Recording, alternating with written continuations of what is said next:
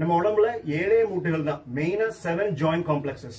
அதோட full range of movement, அதோட strength, அந்த மூட்டை அசைக்கூடிய தசைகளோட ஸ்ட்ரென்த் அது ரெண்டாவது. முதல்ல இந்த மூட்டுகளை ஃபுல்லா மூவ் பண்ற மாதிரி ஃபுல் ரேஞ்ச் ஆஃப் மூவ்மெண்ட்டை நம்ம மெயின்டைன் பண்ணணும். இதை பற்றி ஒரு சாங் கூட நான் கம்போஸ் பண்ணியிருக்கேன். 7 மூட்டு தாமலே அதுகளை சரியா அசைச்சாலே போதும்லே அப்படின்னு சொல்லிட்டு. இப்போ அந்த நம்ம வந்து ஸ்ட்ரென்த் ட்ரைனிங்ல பாத்தீங்கன்னா இன்னைக்கு இந்த பாடி பார்ட்டை நம்ம ட்ரெயின் பண்ணா போதும், இன்னைக்கு செஸ்ட், நாளைக்கு லெக்ஸ், அந்த மாதிரிலாம் ஸ்ட்ரெச்சிங்ல வராது. ஸ்ட்ரெச்சிங்னாவே அது ஃபுல் பாடி ஸ்ட்ரெச்சிங் தான். எல்லா செக்மெண்ட்ஸும் நம்ம உடம்புல எந்தெந்த மூட்டு, என்னென்ன அந்த மூட்டுல என்னென்ன பாசிபிள் மூவ்மெண்ட்ஸோ அது சார்ந்த தசைகளை நம்ம டோட்டல் பாடி ஸ்ட்ரெச்சிங் நம்ம பண்ணி தான் ஆகணும். ஸ்ட்ரெச்சிங் எக்ஸசைசஸ், ஸ்ட்ரெச்சிங் மெக்கானிக்ஸ், இதை பற்றி ஒரு ஆழமான ஒரு ரிசர்ச் பண்ணப்போ நான் அதுல கொடுத்த கன்க்ளூஷன் என்னன்னா, இந்த எல்லா உடற்பயிற்சிகள்லையும் ஸ்ட்ரெச்சிங் எக்ஸசைஸ் தான் முதன்மையானது. தி மோஸ்ட் இன்டிஸ்பென்சிபிள் எக்ஸசைஸ்னு பார்த்தா அது ஸ்ட்ரெச்சிங் எக்ஸசைஸ் தான். அதே போல the riskiest of all the exercises அதுவும் வந்து ஸ்ட்ரெச்சிங் எக்ஸசைஸ் தான். ஏன்னா இந்த ஸ்ட்ரெச்சிங் மெக்கானிக்ஸ் பண்ணும்போது இந்த ஸ்ட்ரெச்சிங் அந்த பாஸ்டர்ஸ் நம்ம சில பாஸ்டர்ஸ் நம்ம சூஸ் பண்ணுவோம் இல்லையா, ஒவ்வொரு தசையில ஸ்ட்ரெச் பண்ணும்போது அப்போ அந்த மூட்டுலாம் விலகிறதுக்கு வாய்ப்பு இருக்கு நம்ம கேர்ஃபுல்லா பண்ணல அப்படின்னா. அப்போ நம்ம ஸ்ட்ரெச்சிங் எக்ஸசைஸ்ல நம்மளுக்கு மெயினான பெனிஃபிட் என்னன்னா, நம்ம மூட்டுகளோட அச்சு, நம்ம அந்த அச்சுன்னு சொல்லுவோம் இல்லையா, அந்த ஆக்சிஸ் அதை நம்ம மெயின்டைன் பண்ணணும். ஆனா தப்பான ஸ்ட்ரெச்சிங் எக்ஸசைஸ் பண்ணோம்னா அந்த அச்சு முறிஞ்சு போக வாய்ப்பு இருக்கு. இந்த ஆக்சிஸ் வந்து மாடிஃபை ஆகி மேலும் அந்த மூட்டுகள்ல குழப்பங்கள் வர வாய்ப்பு இருக்கு, வலிகள் வர வாய்ப்பு இருக்கு. வெறுமனே ஸ்ட்ரெச்சிங் எக்ஸசைஸ் மட்டுமே சில பேர் பண்ணிட்டு இருந்தாங்க. அவங்க எல்லாம் பாத்தீங்கன்னா ஒரு கட்டத்துல ஸ்ட்ரெச் எஃபெக்ட் வந்து சரியா ஃபீல் பண்ண முடியல அப்படின்னு சொல்லிட்டு அவங்க ஸ்ட்ரென்த் ட்ரைனிங் ஆட் பண்ணாங்க. அந்த ஸ்ட்ரென்த் ட்ரைனிங் வித் வெயிட்ஸ் இதெல்லாம் ஆட் பண்ணதுக்கு அப்புறம் அவங்களோட ஸ்ட்ரெச்சிங் ப்ரோக்ராம் வந்து ரொம்ப பெனிஃபிஷியலா இருந்துச்சு அப்படின்னு அவங்க ஃபீல் பண்ணாங்க. இன்னொரு குரூப் என்னன்னா வெறும் ஸ்ட்ரென்த் ட்ரைனிங் மட்டும் தான் பண்ணும், அது ஸ்ட்ரெச்சிங் எக்ஸசைஸ்ல பார்ட்டிசிபேட்டே பண்ணாது. சோ அவங்க எல்லாம் பாத்தீங்கன்னா அவங்களுக்கு பாஸ்டர், அந்த டெக்னிக்ஸை லேர்ன் பண்றதுலயோ அதை எக்ஸிக்யூட் பண்றதுலயோ நிறைய பிரச்சனைகள் இருக்கும். ஆனாலுமே வந்து நம்ம எவ்வளவுதான் அட்வைஸ் பண்ணாலும் ஸ்ட்ரெச்சை இன்க்ளூட் பண்ணவே மாட்டாங்க. அவங்களாம் ஒரு கடத்துல ஸ்ட்ரென்த் ட்ரைனிங் எக்ஸசைஸ் பண்ணும்போது இன்ஜுரிஸ் வந்து இருக்கிற ஃபிட்னஸும் போய் ரொம்ப அன்ஃபிட் ஆயிடுவாங்க. ஸ்ட்ரெச்சிங் எக்ஸசைஸோட பெனிஃபிட்ஸ் பார்த்தா ரெண்டா டிவைட் பண்ணலாம். அதை ஒன்னு வந்து தற்காலிக ரிசல்ட்ஸ், இன்னொன்னு வந்து லாங் டர்ம் ரிசல்ட்ஸ். இப்போ இந்த தற்காலிக ரிசல்ட்ஸ்ல வந்து நம்ம ஒரு ஸ்ட்ரெச் ப்ரோக்ராம் முடிக்கிறோம், ஒரு 15 மினிட்ஸ் 30 மினிட்ஸ் இல்லைன்னா அப் டு 1 hour டோட்டல் பாடி எல்லா டிஷ்யூஸும் நம்ம வந்து ஸ்ட்ரெச் பண்ணிட்டோம்.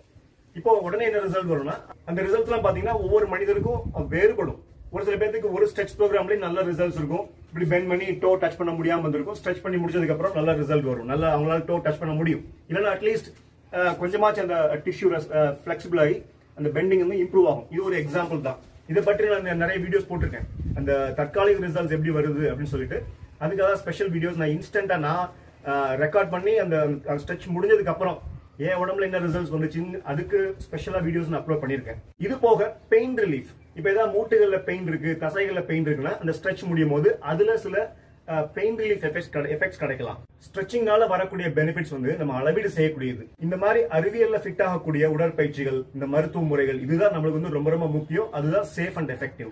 இப்ப long term results of stretching அப்படின்னு பார்த்தா ஒவ்வொரு பாஸ்டருக்கும் நம்மளுக்கு ஒவ்வொரு பெனிஃபிட் சொல்லுவாங்க. இந்த உடற்பயிற்சி பண்ணா அதுக்கு இருதயத்துக்கு ரொம்ப நல்லது, இந்த ஸ்ட்ரெச்சிங் பண்ணா லிவருக்கு ரொம்ப நல்லது, இந்த ஸ்ட்ரெச்சிங் பண்ணா மூளைக்கு நல்லது, அப்படிலாம் இருக்கும். அதெல்லாம் நம்ம ப்ரூவ் பண்ண முடியுமா? இப்போ நம்ம வந்து சிட் அண்ட் ரீச் டெஸ்ட் அப்படின்னா இந்த மாதிரி உட்காந்துட்டு இது வந்து நம்ம அளவீடு பண்ண முடியும். எவ்வளவு தூரத்து கை வந்து டோ விட்டு தள்ளி இருந்துச்சு, அந்த ஹேம் ஸ்ட்ரிங்ஸ் எல்லாம் ஸ்ட்ரெச் பண்ணதுக்கு அப்புறம் டோ டச் பண்ணிட்டோம் அப்படின்னு சொல்லி இன்ச் டேப் வச்சு நம்ம மெஷர் பண்ணி காட்டலாம். ஆனா இந்த அளவுக்கு நம்மளுக்கு வந்து ஒரு இருதயத்தோட ஃபங்க்ஷன் இம்ப்ரூவ் ஆகிறதையோ, நுரையீரல் ஃபங்க்ஷன் இம்ப்ரூவ் ஆகிறதையோ, எல்லா உறுப்புகளும் பெனிஃபிட் ஆகுது இல்லையா ஸ்ட்ரெச்சிங் எக்ஸசைஸ் பண்ணும்போது.